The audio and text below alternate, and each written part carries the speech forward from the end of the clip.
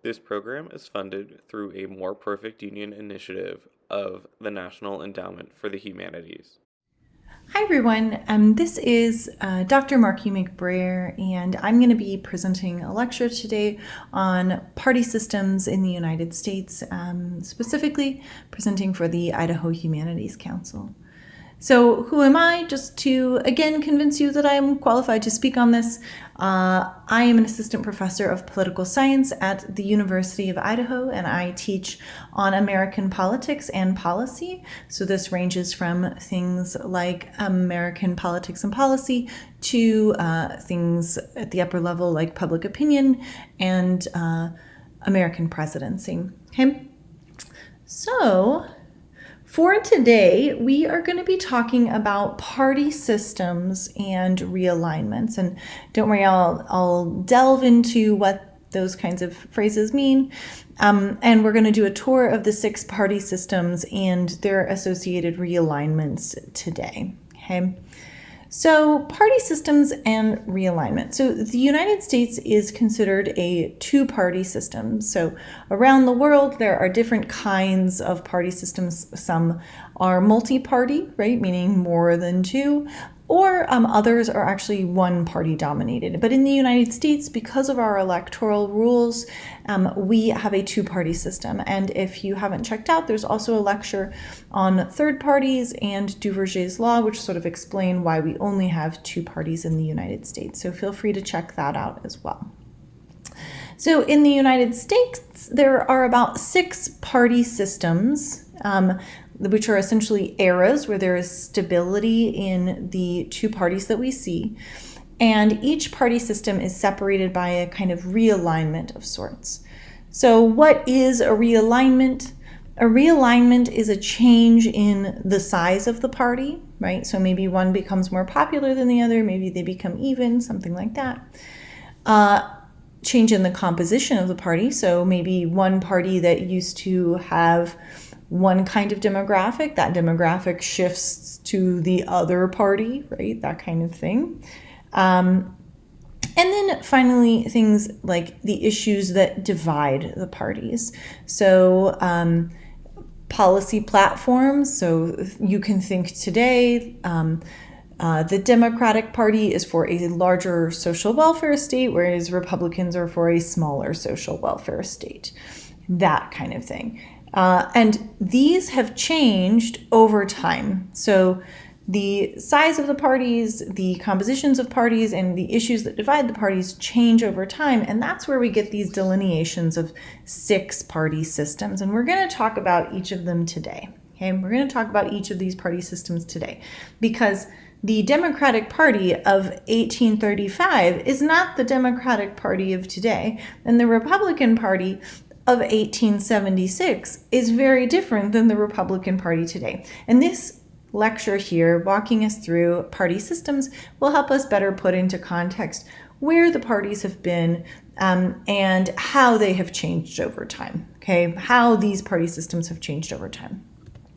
So I want to start off with a quote from Madison in Federalist 10, where he says, "So strong is this propensity of mankind to fall into mutual animosities that where no substantial occasion presents itself, the most frivolous and fanciful distinctions have been sufficient to kindle their unfriendly passions and excite their most violent conflicts."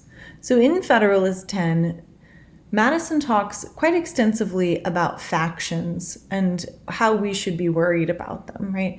And factions in many ways are a type, or the way he's talking about it, it could be considered a party of sorts. And we should be wary, he's arguing, we should be wary of political parties. And much of the discussion about the founders and what they thought of political parties paints it as the founders didn't want or perhaps didn't anticipate these factions or parties at the founding. Recent scholarly work, like the work of Robert Ross, though, shows that there's likely a more nuanced picture there than, oh, the founders did not want political parties. That's probably, or did not anticipate parties. That's not entirely true. So there is literature that suggests like they had more nuanced feelings. But for the most part, there is this idea that they were a little hesitant about parties, right? And they might not have considered how they would appear after the founding, okay? Nevertheless, parties still form. Parties still form soon after the founding. And so this is what we're going to walk through today, is what they look like from the founding on. Now, in the first party system, we have two. It lasts from about 1789 to 1828-ish, okay? And the two parties there are the Federalists versus the Democratic Republicans. And I'll sort of highlight what the two major parties are of the era because they do change over time, okay? So Thomas Jefferson is the Democratic Republican. Alexander Hamilton is the Federalist. To be clear, Federalists are different than the group that advocated for the ratification of the Constitution, just to be clear on this. The main differences between these parties is that Federalists support Northeastern business interests and elites, and they want generally a stronger national government. And they generally had sort of a preference more for Britain as opposed to France. So one of the delineations here is about international alliances. And so Federalists prefer Britain as an alliance. Okay. By contrast, the Democratic Republican Party doesn't necessarily want a larger national government, and they tend to prefer France as an ally. So overall, the Democratic Republicans are a larger and more popular party, especially after 1800. To be clear, there are not parties for the first elections, right? There are not parties in the 1780s, but this sort of slowly forms at the end of the 18th century. And by the time we get into the 1800s, the Democratic Republicans are the more popular of the parties, okay? The Federalist Party ultimately collapses in the 1810s. So the Federalist Party is pretty much non-competitive by the 1810s, and Democratic Republicans have essentially one-party domination from the 1810s through 1828. Of course, things start to change in the 1820s. Things start to change in the 1820s, particularly with the election of Andrew Jackson. Okay, so despite a lack of conflict at the end of that first system, that first party system, there are factions developing, right? So even though there is one party domination during this time, we know that there are still conflicts starting to occur, okay? Now, this is an era, this runs from 1829 to about 1856, and this is the Whigs versus the Democrats. And this really emerges after Andrew Jackson's election in 1828. This party is called the Democratic Republicans, right? If you recall from the first party system, the Democratic Republicans changes its name to become the Democrats. And the Democratic Party centered on Indian removal. They opposed the National Bank. They defend slavery, particularly for Western states.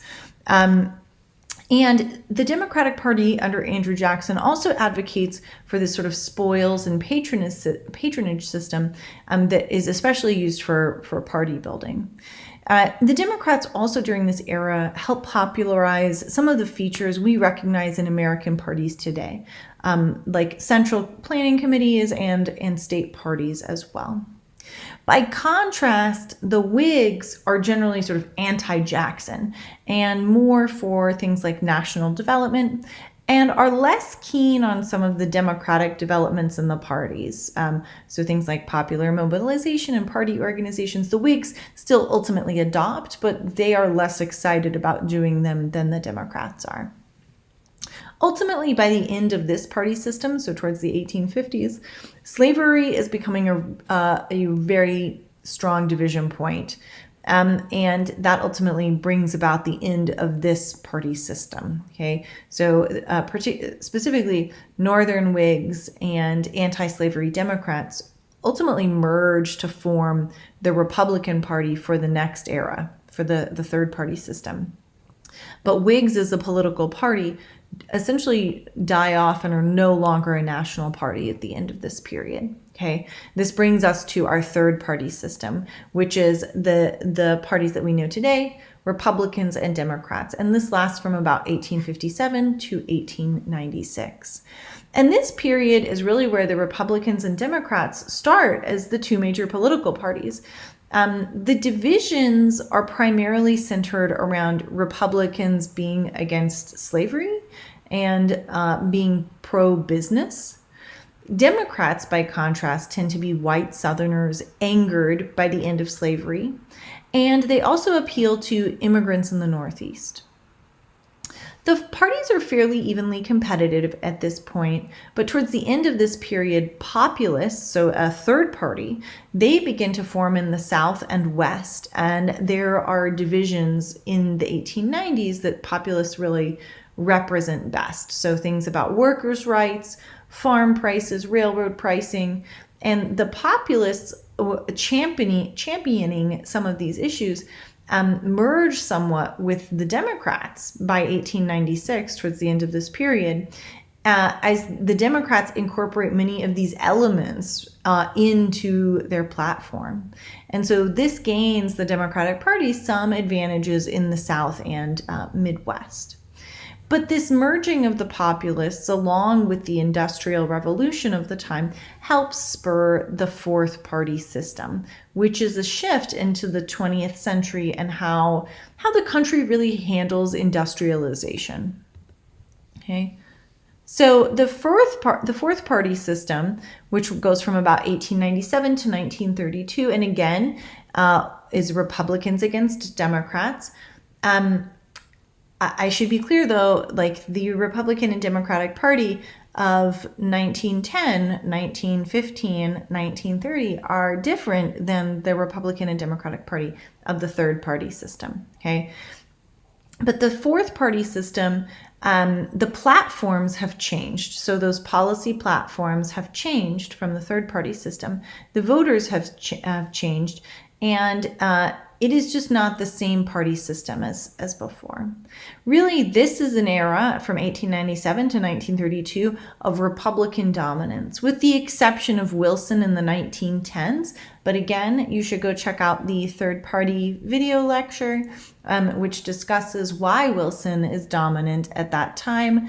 And that's partially attributable to Roosevelt splitting the ticket in 1912. But there is a significant focus in this era on domestic issues around things like regulation of railroads and trusts, child labor, labor unions, political corruption, immigration, finance, so things like gold versus silver. But by the end of the 1920s, there is, as we all know, a significant financial recession, right? Also known as the Great Depression. And this party system, by the end of the 1920s, early 1930s, experiences a lot of change with things like World War I and the Great Depression and women's suffrage. But the dominance of the Republican Party, in conjunction with sort of Hoover's failures to lead through the financial crisis, sets up another realignment into that fifth party system. Many people are dissatisfied with the economic policies championed by the Republican Party during this era, especially in the face of the Great Recession. And so this sort of helps change the party system into the fifth party system. This lasts from about 1933 to 1968. Some people argue that some political scientists argue that we are still in a fifth party system, but for the most part, many political scientists come down on the side of there being one more stage after this. In any case, though, it's still the same two parties, right? Republicans versus Democrats. But the Republican economic policy, as mentioned before, was ultimately really unpopular in the 1920s and 1930s. So it causes a great deal of people to join the Democratic Party who have more popular economic policies at that time.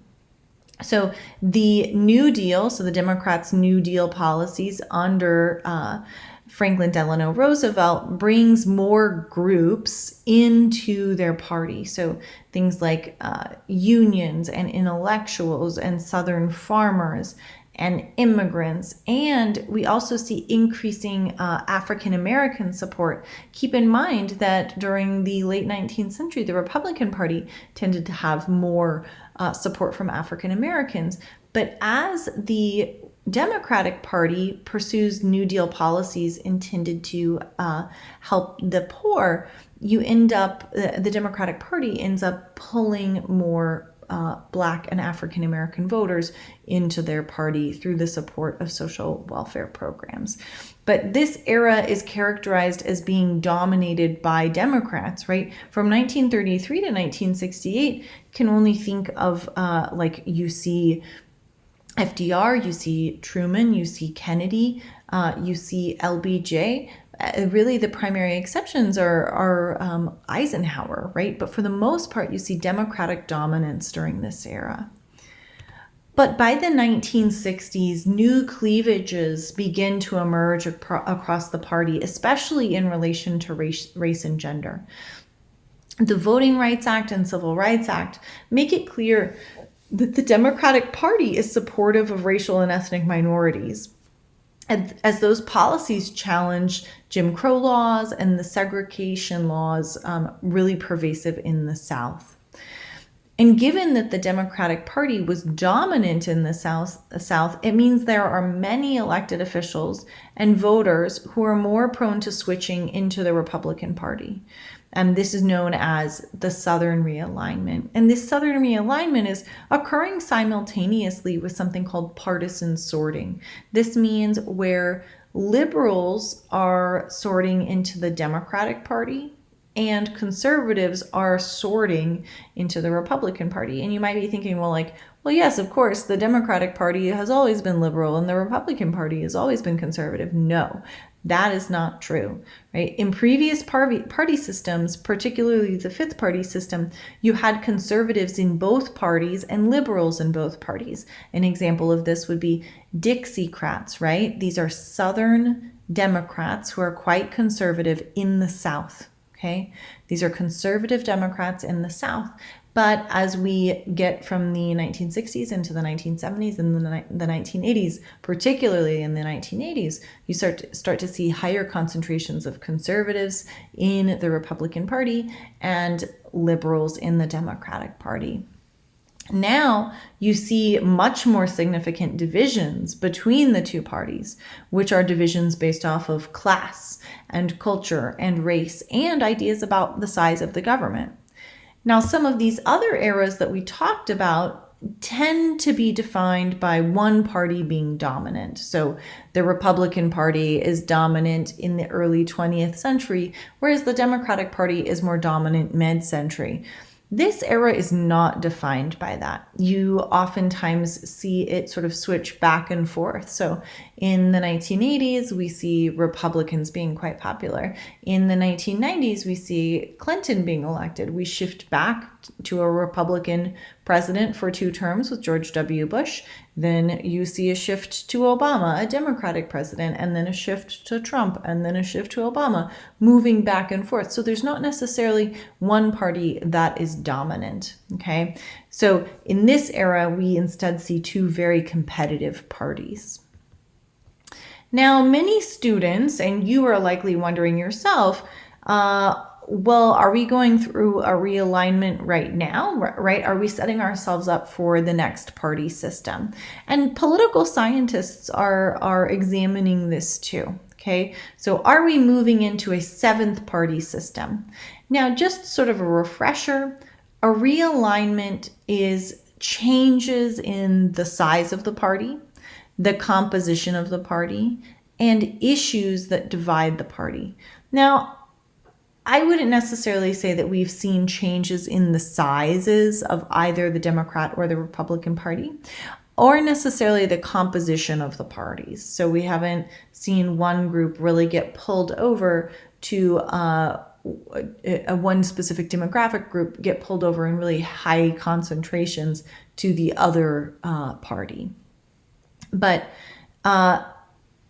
there are some issues that were once settled, like regarding like ownership and party platforms, that we're starting to see change. And so, for instance, within the Republican Party, there used to be pretty broad support of things like free trade, but that has been called into question somewhat in the face of Trump. But that might be a small point. I think these are things to consider, though, and pay attention to moving forward in any case, right? Are we experiencing a realignment? The things that you would want to think about are the size of the party change. Is that changing? Is the composition of the party changing? And are the issues that divide the parties, are those changing? And then we might consider something like a realignment occurring, okay? Now, you might be wondering, like, oh, this is actually really interesting to me. Could I read anything more on this? So a few things would be The Partisan Sort by Matthew Lewandowski. And these are all academic texts that would sort of like walk you through some of these things. Why Parties by John Aldrich. And then finally, Dynamics of the Party System by James Sundquist. And that takes you through a few of the prominent party systems that we just talked about today in more detail. So what we talked about for this lecture generally is party systems in the United States, specifically that we are a two-party system, and the realignments associated with the party systems that we have. We also specifically looked at the 6 party systems that characterize the United States and their realignments. So how we go from these 6 periods of stability into the next period, right? How we realign from one period to the next. So I hope this gives you a better sense of the political parties over time and how they have changed.